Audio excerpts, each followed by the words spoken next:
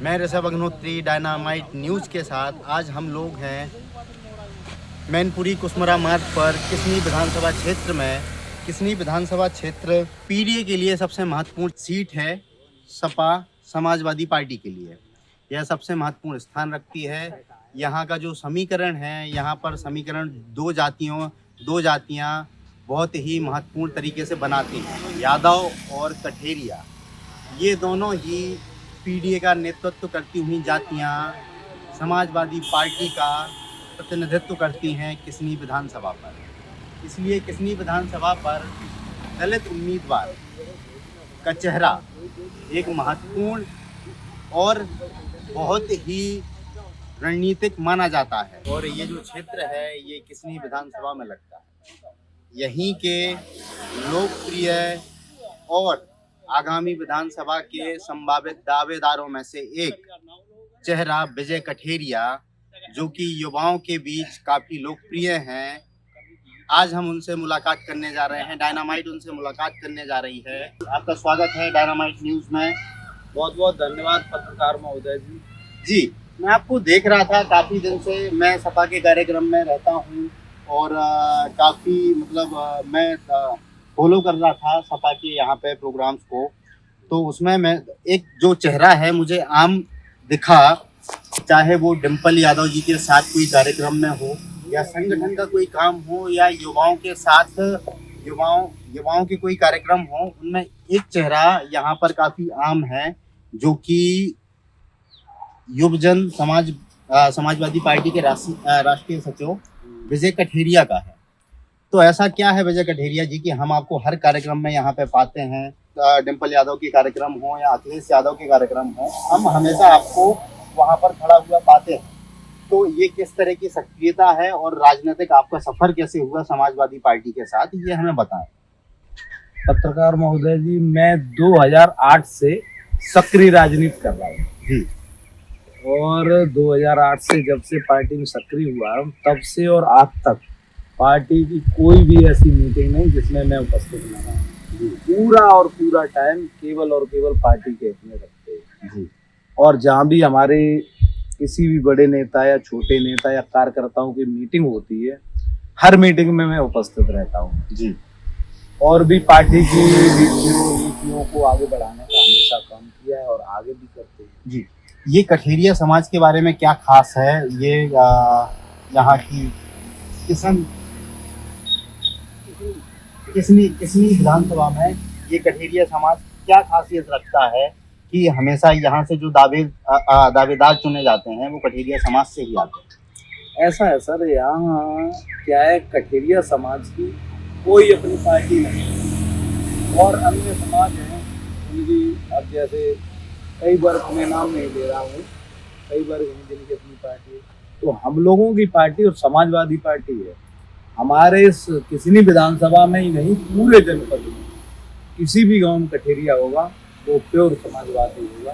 और समाजवादी पार्टी को श्रद्धेय नेताजी को लंबे समय से हम लोग सपोर्ट करते आए और आगे भी माननीय अखिलेश यादव जी को सपोर्ट। वो श्रद्धेय नेताजी से बहुत करीबी रिश्ता था उनका जी। तब नेताजी जब मैनपुरी आया गया करते थे तो हमारे वहाँ कल्लू की मड़ैया जगह नेताजी उधर से आते थे तो भी हमारे यहाँ रुकते थे, इधर से जाते थे तो भी एकदम दिली रिश्ता था। और नेताजी ने अपने जीवन में कभी भी किसी भी वर्ग का आदमी हो उसको सम्मान देने का काम किया है, अपने से जोड़े रखने का काम किया है। नेताजी से हमारे बुजुर्ग, हमारे बाबा जुड़े थे, हमारे पिताजी ने भी आजीवन राजनीति हमारे पिताजी ने नहीं की, वो सर्विस करते थे, लेकिन उन्होंने हमेशा सपोर्ट समाजवादी पार्टी को ही किया। अच्छा। अब तीसरी पीढ़ी पे मैं आ गया हूँ, कभी भी किसी भी पार्टी का झंडा नहीं लगाया, केवल और केवल नेताजीवादी आज भी है और आगे भी कई पीढ़ियां समाजवादी रहने वाली जी। अभी समाजवादी पार्टी पीडीए की राजनीति कर रही है, ठीक है। अब उस पीडीए की राजनीति में यहाँ पर कठेरिया समाज का तो भरपूर समर्थन, पुरजोर समर्थन है, लेकिन आपको क्या लगता है कि दलित समाज जो कि आमतौर पर अपनी बुआ जी, ठीक है, मायावती जी, या आजकल चंद्रशेखर जो एक नए दलित नेता बनकर उभरे हैं उत्तर प्रदेश में, उनसे एक अपना जुड़ाव महसूस करती है। तो आपको क्या लगता है कि इस क्षेत्र के अलावा पूरे प्रदेश में जो पीडीए का एक फॉर्मूला अखिलेश जी लेके आए हैं, क्या यह सक्सेसफुल होगा? आपको लगता है कि दलित समाज वहां से मायावती से कटकर और भीम आर्मी से कटकर, जो कि चंद्रशेखर की पार्टी है, क्या उनसे वो कटकर यहाँ पर समाजवादी में आएंगे? देखिए ऐसा है, जितने भी पढ़े लिखे लोग हैं दलित समाज में, वो सब लोग जान चुके हैं पूरे प्रदेश में समाजवादी पार्टी को लोग सपोर्ट कर रहे हैं, पीडीओ को सपोर्ट कर रहे हैं। अभी आपने देखा कि 24 का चुनाव हुआ, उसमें समाजवादी पार्टी को बहुत अच्छी सीटें आई। हमारे पूरे क्षेत्र में सपोर्ट किया। माननीय डिम्पल यादव जी यहाँ से सांसद हैं, उपचुनाव भी वो लड़ी, तब भी अच्छे मतों से जीती, लगभग 3 लाख वोट, और उसके बाद जो चुनाव हुआ उसमें भी अच्छी हुई। तो मैं समझता हूँ हमारे यहाँ के लोग, जनपद मैनपुरी के सब लोग केवल और केवल समाजवादी पार्टी को मजबूत करते हैं, और यहाँ मजबूत थी और आगे भी मजबूत रहेगी। अब चलिए आ जाते हैं आपकी उम्मीदवारी, आपकी दावेदारी पर, क्योंकि कठेरिया समाज में और यहाँ पर ये सीट एक निश्चित जीत की सीट मानी जाती है कि जिसको भी टिकट मिल जाए इस समाज से वो जीतने की उसकी संभावना पुरजोर हो जाती है। अब ऐसे में आपके समाज में और आपके अभी जो वर्तमान विधायक हैं, इन सब ये सब जो चुनौतियां आपकी दावेदारी को लेके हैं, भले ही आप क्षेत्र में लोकप्रिय हैं, लेकिन आपकी दावेदारी को लेके ये जो चुनौतियां हैं, आपके जो पहले से वर्तमान नेता हैं, तो आपको क्या लगता है ऐसी संभावना में किसी युवा को टिकट मिलना, आप किस तरह से आप इसको देखते हैं? ऐसा है, हमारे राष्ट्रीय अध्यक्ष माननीय अखिलेश यादव जी ने कहा है कि जो भी कार्यकर्ता क्षेत्र में रहेगा उसको हमारा जो क्षेत्र है, अगर हमें मौका मिलता है तो शिक्षा में जो भी कार्य शिक्षा के बारे में होंगे हम उनको बढ़ावा देंगे, और हमारे जो बच्चे युवा हैं खेल कूद के मैदान वगैरह ये सारी चीज़ों की व्यवस्था करेंगे, और भी जो भी काम है विकास के काम है, चाहे सड़क हो, चाहे नल हो, चाहे लाइट हो, ये भी सारी व्यवस्थाएं करवाएंगे जैसे अभी हो रहा, उससे और बढ़ के अगर मेरी सरकार आएगी तो इतना विकास होगा। ये सामने जो रोड दिखाई पड़ रही, ये समाजवादी पार्टी की देन है।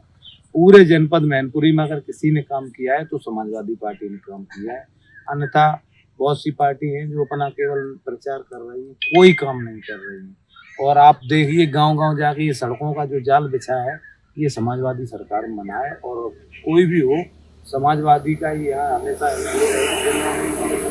अच्छा, लोगों की शिकायत हो जाती है आमतौर पर। अभी तो आप क्षेत्र में काफ़ी दिखते हैं, हर कार्यक्रम में दिखते हैं, पार्टी के कार्यक्रमों में दिखते हैं, लेकिन कल के दिन विधायक बनने के बाद लोगों की एक वो हो जाती है, शिकायत हो जाती है कि अब तो विधायक जी से मिलना ही मुश्किल हो गया, मीटिंग में ही रहते हैं और 5 मिनट का समय भी नहीं निकालते हैं। तो क्या अब ऐसा है सर, हमारी ऐसी कुछ सोच नहीं है।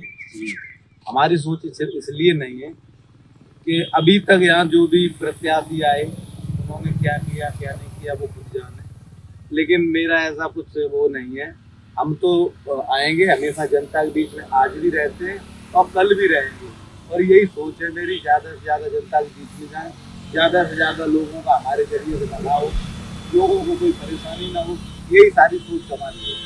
मैं ऐसा कुछ नहीं करूँगा लोगों को या और अन्य उन्हें बहाना बनाऊँ, झूठ बोलूँ, ये सारी चीज़ें हमें ठीक नहीं लगती। तो देखा आपने कि ये थे लोकप्रिय उम्मीदवार किसनी विधानसभा के, और एक युवा दलित चेहरा जो कि पीडीए के लिए बहुत ही क्रूशियल है, और साथ में पीडीए की राजनीति को किसनी विधानसभा से यह समाज और खासकर ये जो युवा हैं और उनके जो नेता हैं, ये पीडीए को बहुत मजबूती प्रदान करते हैं। जुड़े रहिए डायनामाइट के साथ, मैं हूँ ऋषभ, देखते रहिए डायनामाइट न्यूज़। धन्यवाद।